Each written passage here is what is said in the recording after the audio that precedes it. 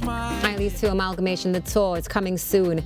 Joining us this morning is Alette Liz Williams, President of the National Dance Association of Trinidad and Tobago, and also Marisa Benian, the Artistic Director of Play for the Arts from Jamaica. Good morning to both of you and welcome. Good morning. Morning, Natasha.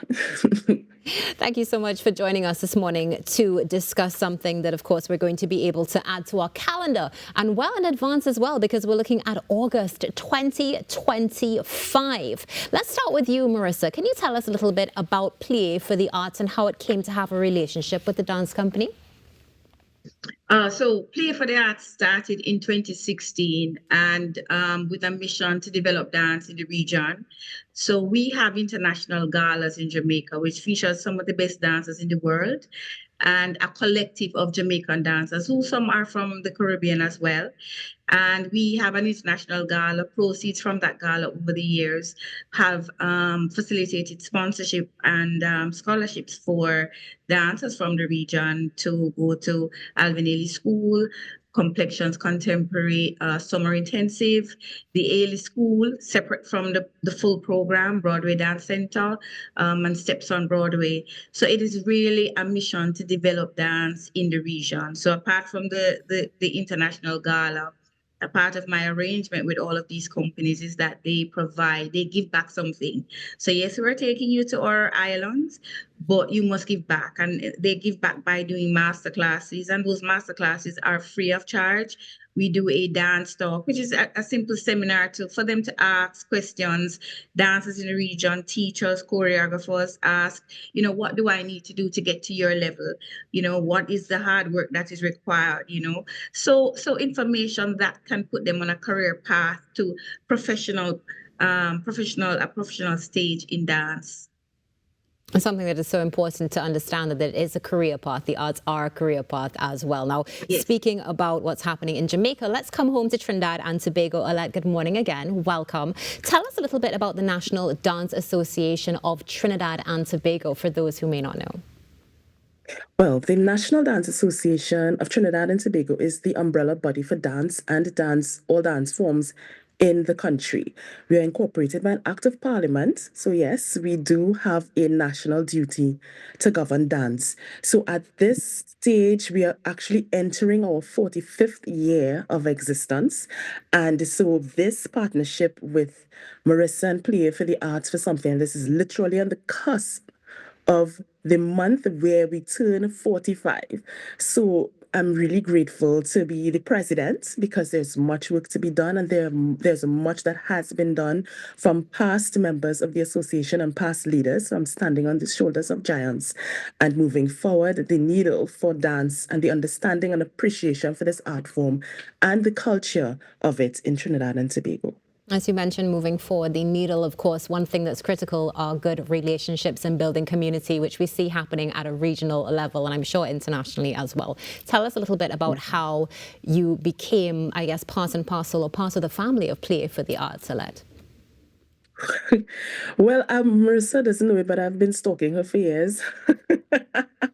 But actually, at the beginning, probably coming to the end of last year, we were connected by a mutual friend, a very good friend of ours, who would have mentioned Marisa to me for an event that she was having. And then I remember, feeling extremely excited and asking for Marisa's number. And when we spoke, she would have prefaced that conversation as well by giving us both, I guess, backgrounds about each other. And when we started to talk, I recognized that I was speaking to a powerhouse. And Marisa, I want to say, thanks to her, would have been able to say, I want to acknowledge the national body for dance in Trinidad and Tobago.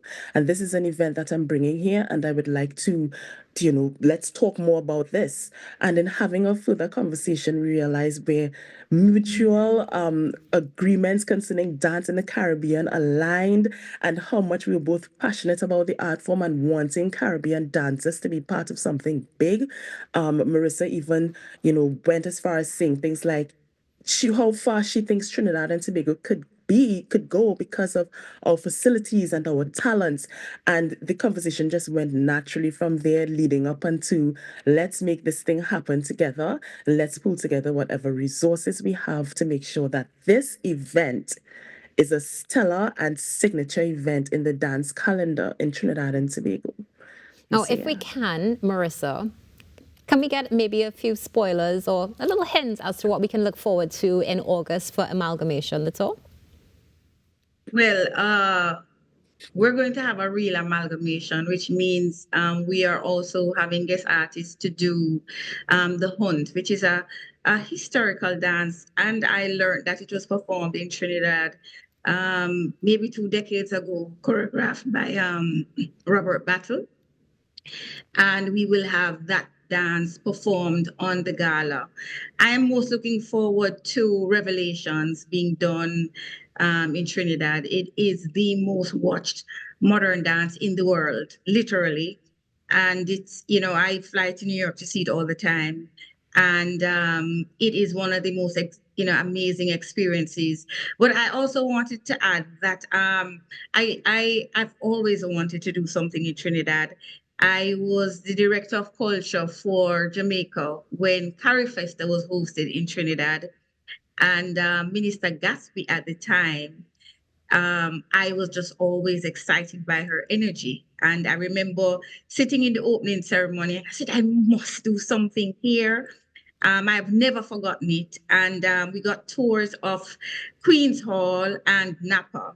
And I literally fell in love. So even as I started to do amalgamation in Jamaica, my dream was always to have amalgamation tour all the great cities in the world. And Trinidad has always been on my bucket list because, believe it or not, you have incredible resources in terms of a theater. And you also have incredible dancers that have graced the stages of international companies. There is a dancer, a Trinidadian dancer in Houston Ballet right now. You had a dancer just finished Dallas Black Dance. You've had dancers that have danced with Ailey II. You have choreographers and teachers that have taught at the Ailey School. So Trinidad is culturally rich with talent. And if I feel like amalgamation is one of the best galas to exist at this side of the region, this side of the world, I am eager to have it in Trinidad because I really think the Trinidad audience will love it and appreciate it, and the coming together. This is just the beginning. We have a lot more in common than we recognize or that we speak about enough. So I'm very excited about having amalgamation in Trinidad, having it at Queen's Hall, and so that all the Ailey people that would have gone through Ailey and that are there that can participate and be a part of this occasion. Now, amalgamation, from what we know, there are actually going to be 2 shows. Is there any particular reason why, Marisa? Why we have 2 shows? Well, the first show, we want to do something special for the dance community, special pricing. So that would be 4 in the evening and 4 in the afternoon, and then a more regal event at 8 p.m. So we want it to be an inclusive event that the students can also attend and have the experience, because and that the adults can also have the experience. So and for this show, one thing that you can say about amalgamation, there's a dance for everyone and amalgamation. Excellent. And where can we get tickets? Are tickets already on sale for the show happening in August? No, tickets will be on sale by the end of this month. We will release that information in the coming week, so people can get their tickets online. Wonderful. Well, Alette and Marisa, thank you so much for joining us this morning. Looking forward to seeing you both in August and more collaboration between both of our communities. Have an excellent day.